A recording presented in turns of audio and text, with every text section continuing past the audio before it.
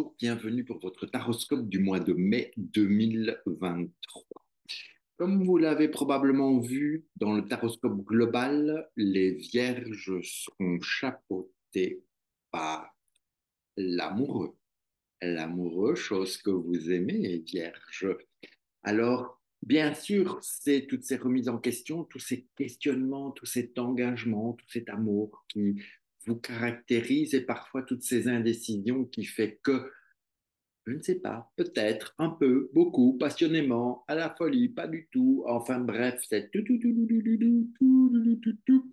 mais peu importe. Et évidemment, Vierge, votre arcane majeur pour le signe Vierge est le pendu. Le pendu, c'est quelque chose que vous connaissez, c'est quelque chose dans lequel vous vous positionnez régulièrement du style je regarde, j'observe, je réfléchis, je me laisse porter, mais je n'agis pas.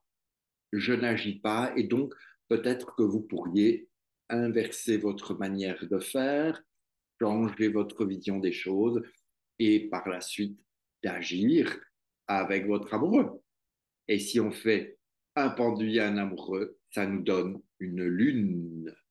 Et voici la lune qui vous invite à opérer pendant le mois de mai. La lune, c'est votre côté féminin, votre intuition, votre, vos rêves, vos côtés peut-être un peu perchés, qui sait, votre, votre côté un peu dépression, le côté un peu j'ose pas y aller, j'ose pas, j'ai mal, j'ai peur, c'est lourd, vous voyez, ça peut être aussi une lune.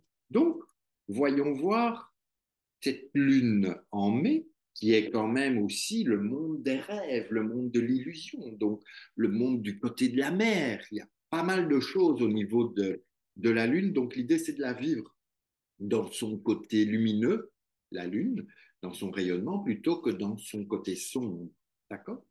Et donc, nous allons voir d'un point de vue affectif qui va pouvoir accompagner un petit peu cette Lune du mois de mai pour vous, amis vierges. Quel serait votre cheminement de, je ne vais pas dire de l'amour, mais de l'affectif, le lien que vous allez entretenir avec les gens, avec vos proches, avec vos moins proches, avec les gens que vous aimez ou peut-être même ceux que vous n'aimez pas, on ne sait pas. Eh bien, vous avez une impératrice. Ça veut dire que si vous avez d'un point de vue affectif une impératrice, alors soit vous allez être un peu froid, un peu distant, un peu posé sur vos lauriers et un peu inaccessible. Et ben, les autres pourraient se demander, mais qu'est-ce qu'il a? Qu'est-ce qu'elle a? Pourquoi est-ce qu'elle est comme ça aussi froide? Pourquoi est-il aussi distant? Mais c'est une impératrice. Une impératrice qui demande qu'on lui foute la paix. Alors que si vous aviez une impératrice ouverte, chaleureuse, ça voudrait dire que votre impératrice, elle va vous permettre de réfléchir, de dire des choses et à un moment donné d'agir. Donc l'impératrice, c'est quand même de la communication, c'est aussi de la créativité. Donc une lune qui invite une impératrice à dialoguer, eh bien, ça vous mène à un certain succès plutôt que une lune qui... C'est marrant parce que la lune va vraiment vous aider à éclater votre impératrice et être chaleureux et de dire les choses et d'avancer, de vous épanouir, ou bien elle va vous remplir, vous renforcer dans votre froideur, dans votre fermeture et ne pas broncher. S'il vous plaît, lâchez-vous, les amis. Vous ne perdez rien à dire les choses. Que du contraire, vous avez tout à gagner. Alors ensuite, d'un point de vue matériel, avec cette lune qui peut rendre les choses un peu compliquées, vous avez un soleil. Le soleil a rendez-vous avec la lune, mais la lune n'est pas là et le soleil l'attend. Bon, c'était simple, mais bon, pourquoi pas, ok?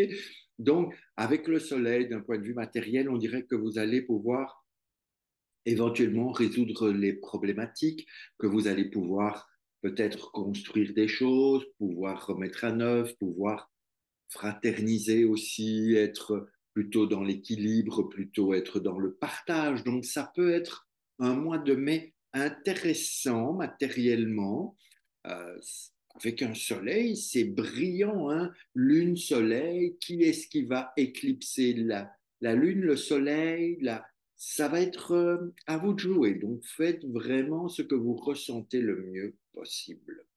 Et d'un point de vue spirituel, la lune, le monde des rêves, le monde de l'épanouissement, le monde de l'intuition, va vous emmener avec un diable. Ça veut dire que lune et diable, ben, ça peut être très énergique.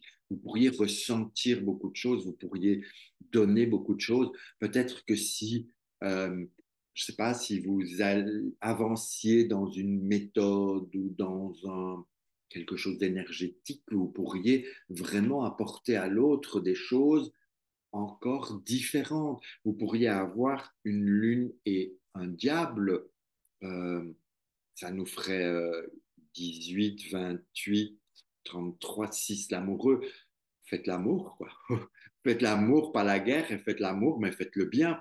Allez dans le tantrisme, dans le tantra, ça ne veut pas dire baiser à tue-tête, ça veut dire le tantra, c'est un truc, vraiment un truc de ouf qui peut-être pourrait vous parler. En tout cas, vous seriez invité à découvrir ou à avancer dans le côté spirituel qui est lié au corporel, aux intuitions, au domaine du rêve. Donc, pourquoi pas?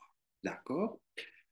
Voilà, mais écoutez, j'espère que ça vous éclaire un peu, que ça vous amuse pour votre mois de mai, puis que ça vous donne envie d'y aller. En tout cas, c'est un chouette mois pour vous. N'ayez pas peur de l'explorer.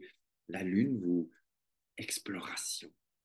Je vous embrasse et puis je vous dis au mois prochain. Ciao, ciao. Prenez soin de vous surtout.